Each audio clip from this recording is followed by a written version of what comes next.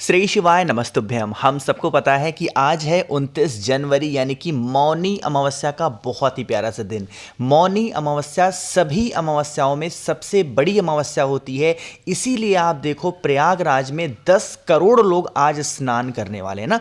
और खासकर ये दिन इसलिए होता है क्योंकि यह दिन हमारे पितरों को समर्पित होता है, इसीलिए रात में हम सभी लोगों को मौनी अमावस्या पे पितृ अमावस्या दीपक अपने घर पे जलाना चाहिए, जिससे पूरे साल जो हमारे पितृ होते हैं उनकी कृपा हमारे ऊपर और हमारे पूरे परिवार के ऊपर हमेशा बनी रहती है ना। बहुत ही स्पेशल तरीके से बहुत ही प्यार से आपको समझाऊंगा। वीडियो को पहले तो पूरा देखिएगा, तभी आपको पूरी बातें समझ में आने वाली, ठीक है ना। चलो, अब इस मौनी अमावस्या पे पितृ अमावस्या दीपक हमें लगाना है। कहाँ पे लगाना है, लेकिन सबसे पहले ये समझ लेते हैं कि दीपक के अंदर हमें डालना क्या है।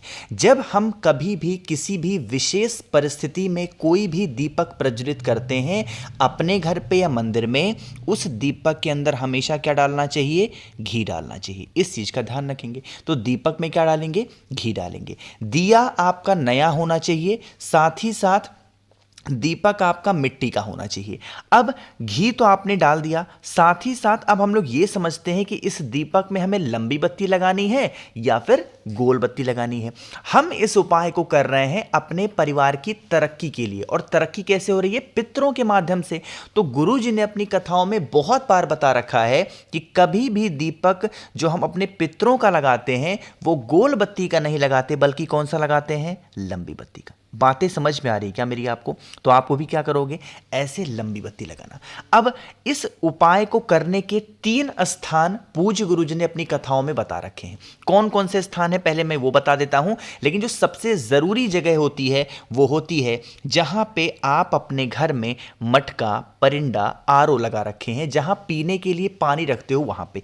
अगर आप घर से बाहर जा सकते हो तो आपके पास में 2 ऑप्शन है। एक तो पीपल का पेड़ है, दूसरा आपके पास में वट का पेड़ है, तीसरा अगर कोई भी नदी, तालाब, सरोवर, कुआं, बावड़ी हो घर के आसपास में, वहां पे भी लगा सकते हो। और अगर ये तीनों जगह आपके घर के आसपास नहीं है, दूर है, तो आप अपने घर के अंदर जो भी मटका है, परिंदा है, जहां से पीने के लिए पानी लेते हो, उस स्थान पे जाना। जो दीपक मैंने आपको बताया, उस दीपक को ऐसे उस स्थान पे रख देना। रख दिया।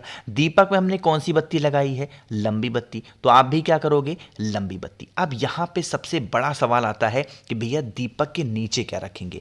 जब भी हमें अपने पितरों को प्रसन्न करना होता है, खुश करना होता है, तो दीपक के नीचे क्या रखा जाता है, काला तिल। तो आपको 1 चुटकी काला तिल रखना। अब देखो, ये जो लंबी बत्ती आपको दिखाई दे रही है, इस लंबी बत्ती का जो मुख होना चाहिए, इस बत्ती का जो फेस होना चाहिए, वो होना चाहिए साउथ डायरेक्शन, यानी दक्षिण दिशा। दक्षिण दिशा की तरफ इस बत्ती का मुख करके और आप इस दीपक को प्रज्वलित करेंगे। यहां पे मैं एक नाम लिखने जा रहा हूं, आप सभी लोग उस नाम को नोट कर लो, या चाहो तो स्क्रीनशॉट भी लेके रख सकते हो। वो नाम है अर्यमा। ये अर्यमा कौन है, पितरों के देवता कौन है, इंद्रमा। जैसे देवताओं के राजा कौन है, इंद्र भगवान है ना।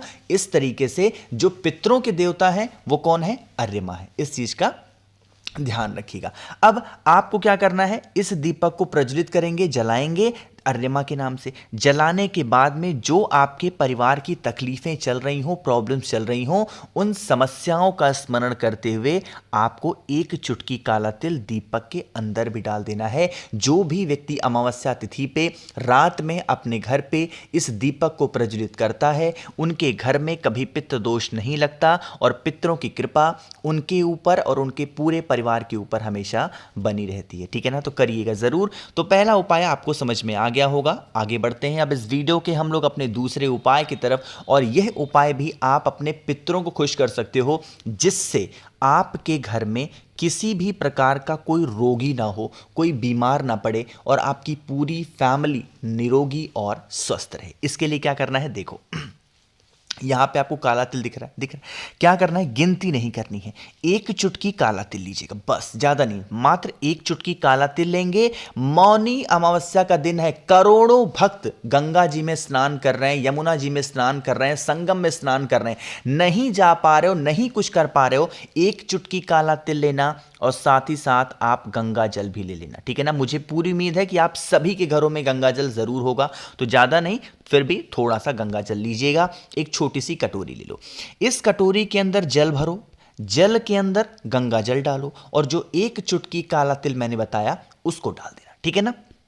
डालने के बाद में क्या करोगे, फिर उसी स्थान पे आएंगे जहां पे भी आप अपने घर में मटका परिंडा आरओ रखते हो, उस स्थान पर ला करके उस कटोरी को रख देना। पूरे दिन भर में आज किसी भी समय, दिन में रात में कभी भी ला के रख दो। जो भी आपकी प्रार्थना है, जो भी व्यक्ति घर में आपके बीमार पड़ा है, उस बीमार व्यक्ति का नाम और गोत्र बोल देना, ठीक है ना। थोड़ी देर रखा रहने दो, 15 से 20 मिनट। फिर आप इस कटोरी के जल को उठाना और उठाने के बाद में महादेव के शिवलिंग के पास लेकर के चले आना।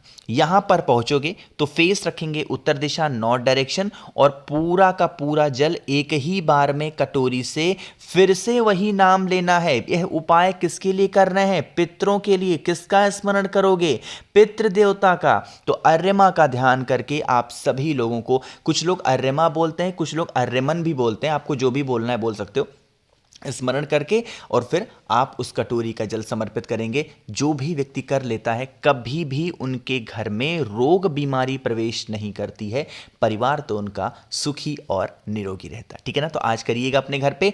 2 उपाय की हमने बात कर ली है। आगे बढ़ते हैं इस वीडियो के हम लोग अपने तीसरे उपाय की तरफ, और यह उपाय का नाम है क्षमा याचना। क्या नाम है इस उपाय का, क्षमा याचना। लेकिन क्या फायदे हैं, सब कुछ बात करेंगे। जल्दी से कर दीजिए वीडियो को लाइक। जिसने अभी तक चैनल को सब्सक्राइब नहीं किया, मेरी आवाज आप पहली बार सुन रहे हैं, चैनल को जरूर सब्सक्राइब करेंगे। इसी के साथ ही साथ एक छोटी सी जानकारी आप सभी को देनी है कि रुद्राक्ष आप सभी के धीरे धीरे पैक हो रहे हैं। जितने भी लोगों ने ऑर्डर कर रखे थे, देखो 2500 से ऊपर के ऑर्डर हैं, तो मैं अकेली जान में सब कुछ अपना अकेले ही करता हूं। वीडियो बनाना, एडिट करना, अपलोड करना, पैकिंग करना, ऑर्डर लेना, ऑर्डर लिखना, नोट करना ना, तो सारे काम मुझे खुद करने पड़ते हैं। इसलिए आपके ऑर्डर पहुंचने में थोड़ा सा टाइम लग रहा है, 2 से 3 दिन, तो थोड़ा मैनेज करिएगा, ठीक है ना।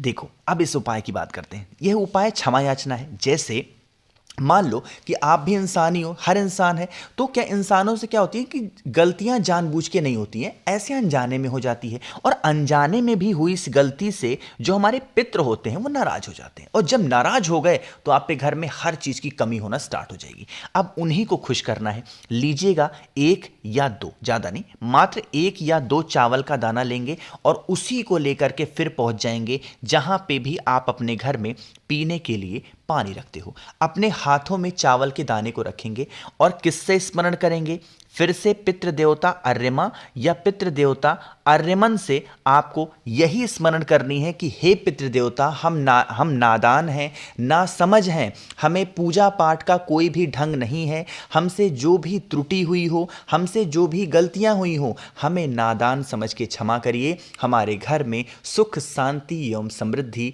वास करें। ऐसे आपको जैसे, देखो मैं तो ऐसे प्रार्थना करता हूं, अब आपकी जैसी मर्जी हो प्रार्थना करने की आप कर लेना, क्योंकि हर इंसान की अपनी अलग वे होता है, तरीका होता है प्रार्थना करने का, ठीक है ना। प्रार्थना करेंगे।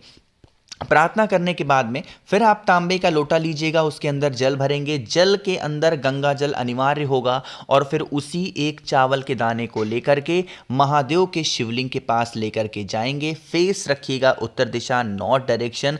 1 चावल का दाना महादेव के शिवलिंग के ऊपर समर्पित करके, जिससे आपने क्षमा याचना की है, और जो जल होगा इसी चावल के दाने के ऊपर इस बार आप सभी को महादेव का कुंदुक रूप ध्यान रखना है, इसीलिए कुंदकेश्वर महादेव के नाम से जल को समर्पित कर देना। कोई भी कष्ट तकलीफें आपके घर में, परिवार में नहीं आएंगी, ठीक है ना। 3 उपाय आपको समझ में आ गए होंगे। आगे बढ़ते हैं इस वीडियो के सबसे आखिरी और बहुत ही छोटे से उपाय की, और यह उपाय आपकी बरसों पुरानी किसी भी प्रकार की इच्छा को पूरी करने के लिए बहुत आसान है ना।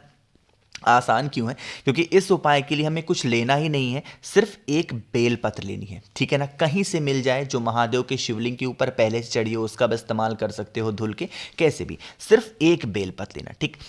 अब देखो इस उपाय को किसी भी अमावस्या पे कर सकते हो, जरूरी नहीं कि मौनी अमावस्या पे मैंने बता दिया तो इसी पे करो, किसी भी अमावस्या पे करो।